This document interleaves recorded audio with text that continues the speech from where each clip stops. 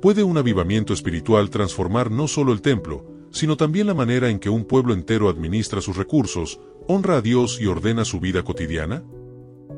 ¿Cómo responde el corazón humano después de recibir grandes victorias y milagros del Señor, con humildad agradecida o con orgullo silencioso?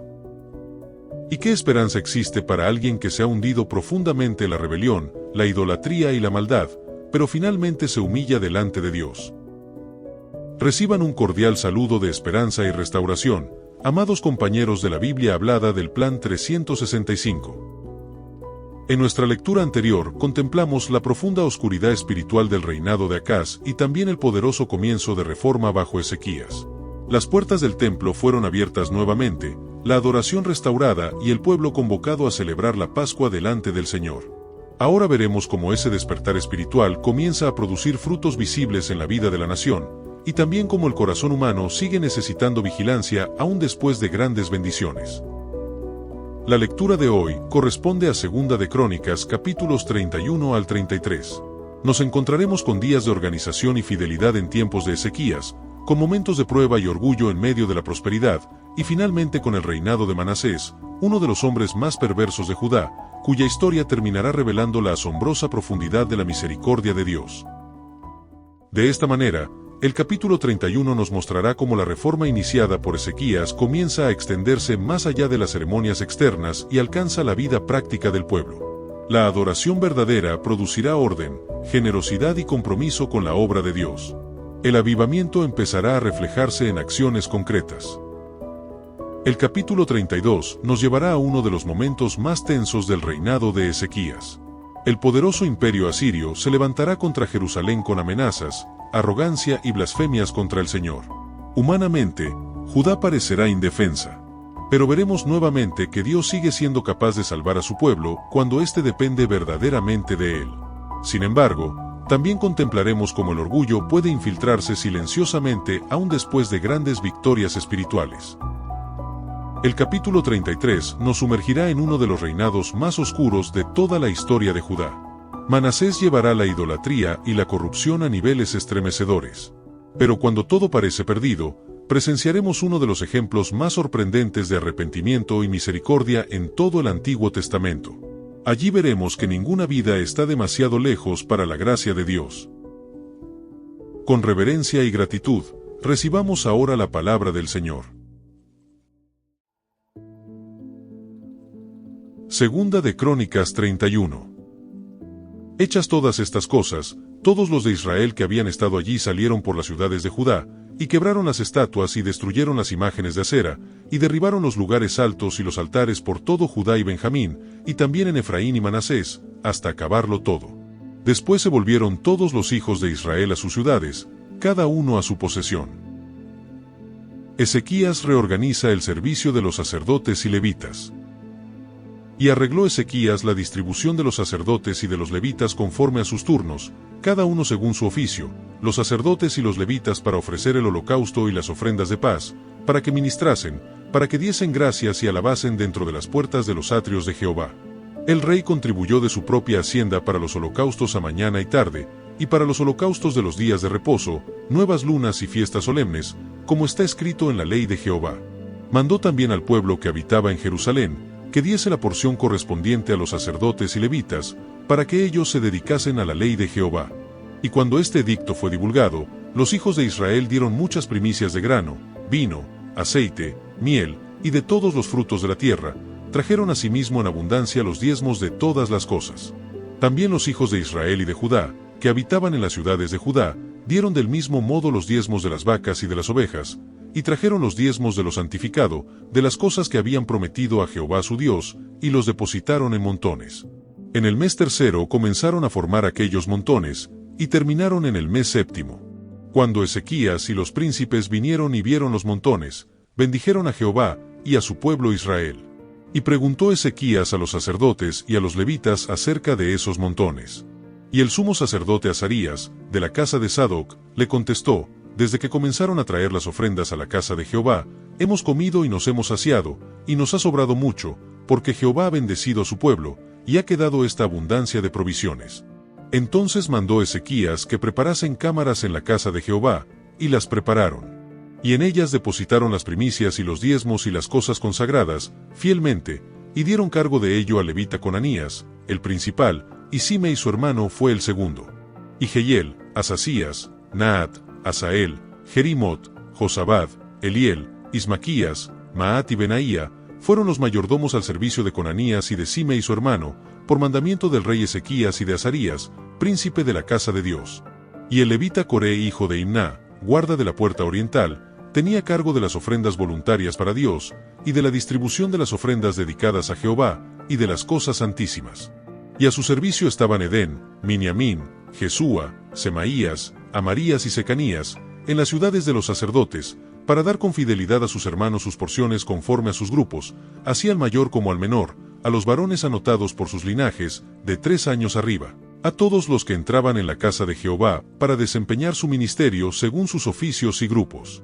También a los que eran contados entre los sacerdotes según sus casas paternas, y a los levitas de edad de 20 años arriba, conforme a sus oficios y grupos. Eran inscritos con todos sus niños, sus mujeres, sus hijos e hijas, toda la multitud, porque con fidelidad se consagraban a las cosas santas.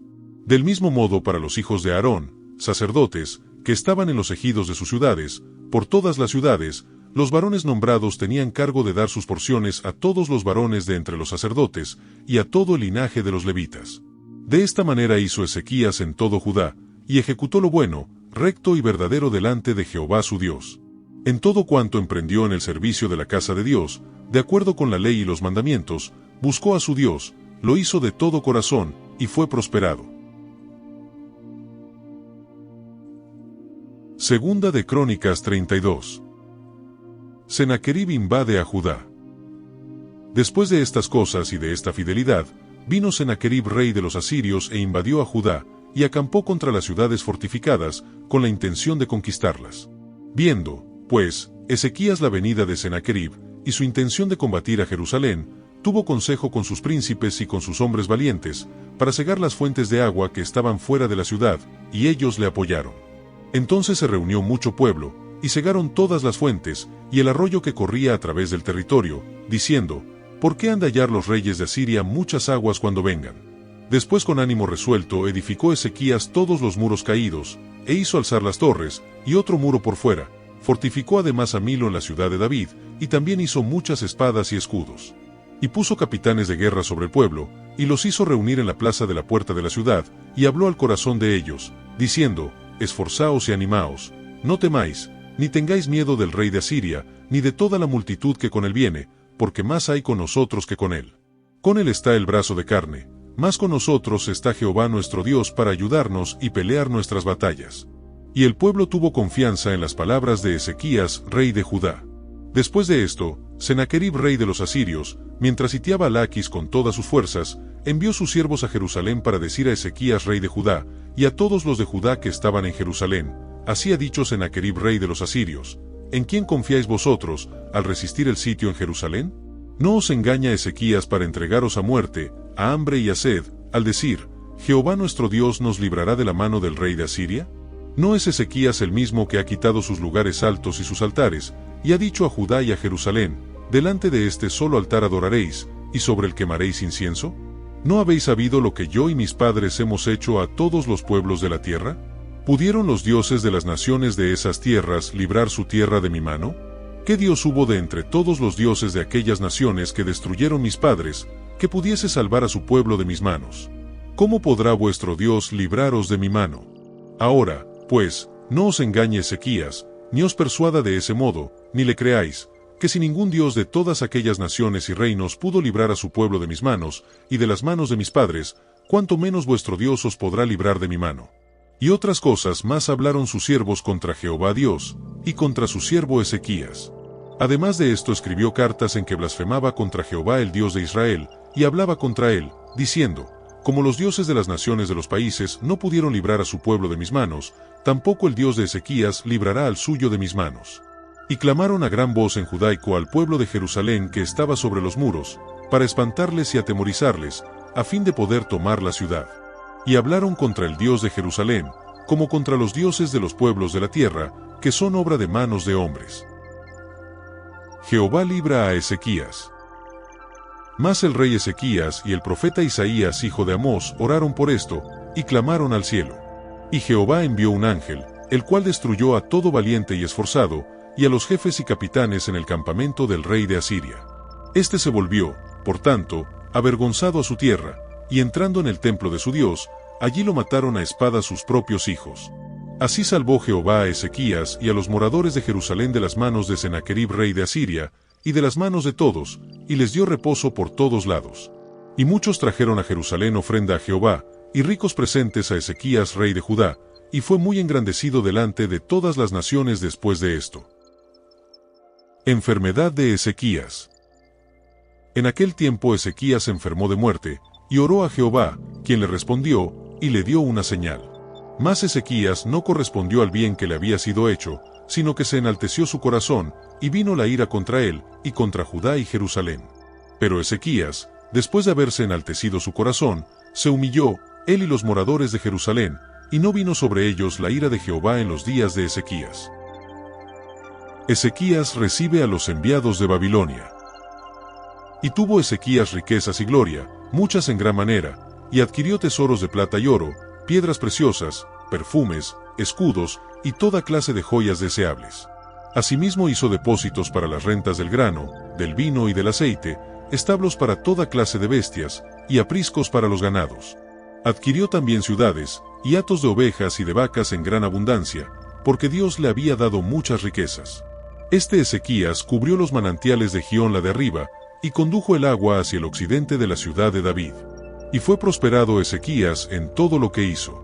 Mas en lo referente a los mensajeros de los príncipes de Babilonia, que enviaron a él para saber del prodigio que había acontecido en el país, Dios lo dejó, para probarle, para hacer conocer todo lo que estaba en su corazón.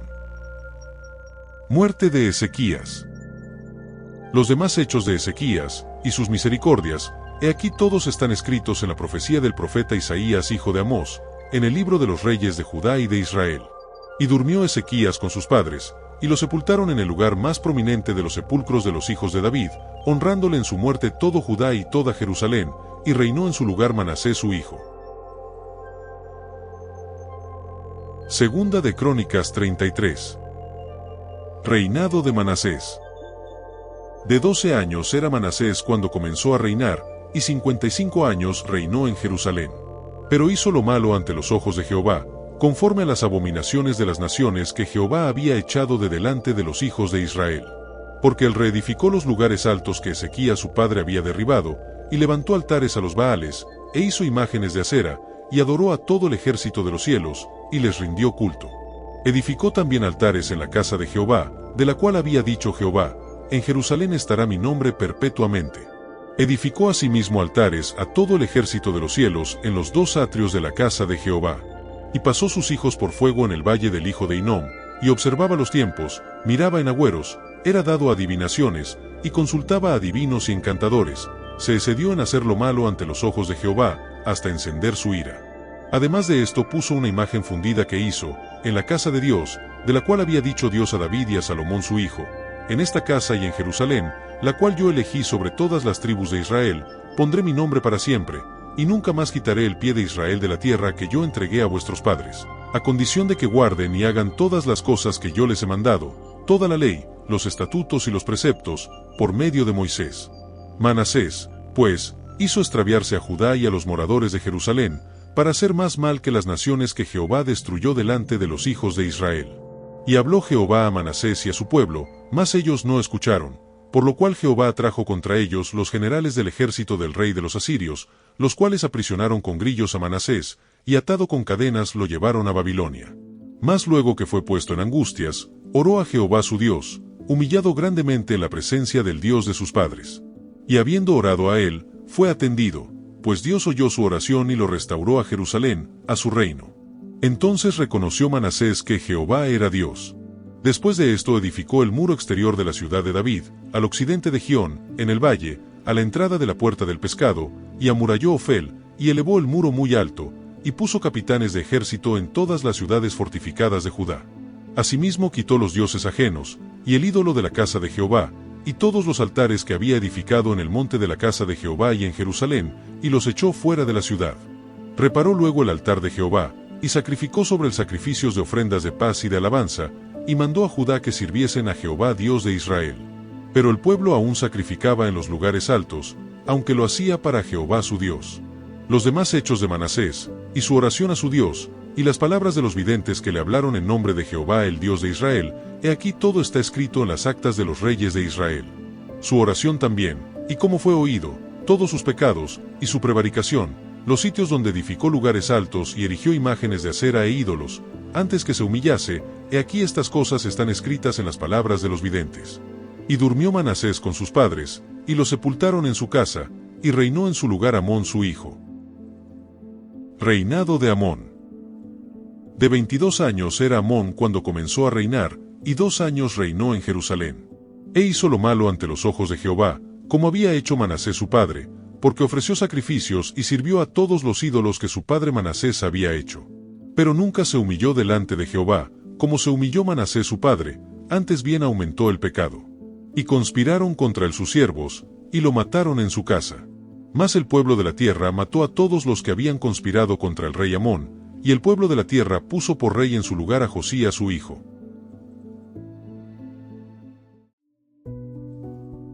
Fin de la lectura. Consideremos con reverencia lo que Dios nos ha hablado hoy. Lo que Segunda de Crónicas nos revela hoy es una poderosa combinación de avivamiento, fragilidad humana y misericordia divina. Estos capítulos nos recuerdan que la verdadera reforma espiritual no se limita a emociones momentáneas o ceremonias religiosas, produce cambios visibles en la vida diaria. Bajo el liderazgo de Ezequías, el pueblo comenzó a ordenar nuevamente su vida alrededor de Dios. La adoración auténtica empezó a reflejarse en obediencia, generosidad y compromiso con la obra del Señor. También contemplamos una de las escenas más impactantes de confianza en Dios frente a una amenaza imposible. Sennacherib y el ejército asirio parecían invencibles. Sus palabras buscaban sembrar temor y debilitar la fe del pueblo. Pero Ezequías comprendió algo fundamental: las batallas más importantes no se ganan únicamente con recursos humanos, sino dependiendo del poder del Señor. Y nuevamente vemos cómo Dios defiende a quienes ponen su confianza en Él. Sin embargo, incluso después de experimentar milagros extraordinarios, el corazón humano sigue siendo vulnerable al orgullo. Ezequías recibió honra, prosperidad y reconocimiento, pero por un momento permitió que su corazón se exaltara.